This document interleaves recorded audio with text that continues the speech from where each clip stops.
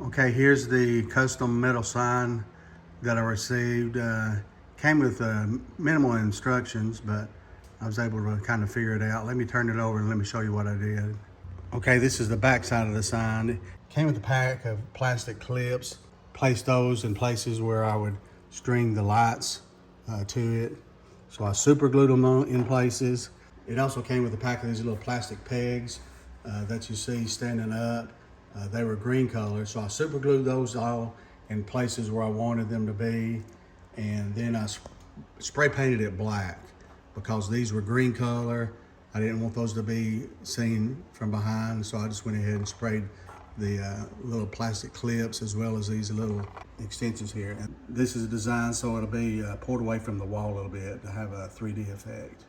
So what I'm gonna do now is string these lights around in here to where it can't be seen as much from the outside.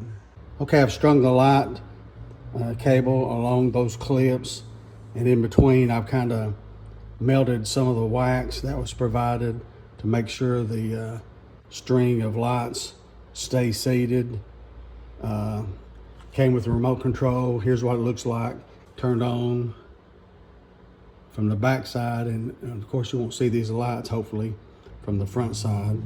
On the remote control you have a low and high beam. You have different colors that you can select. You can select flash, strobe, fade, smooth, and then you can select the number of hours between 4 hours and 24 hours that you want the light to remain on. So let's get it mounted to the wall, see what it looks like. Here's the final product. So I give this a thumbs up and recommend this sign.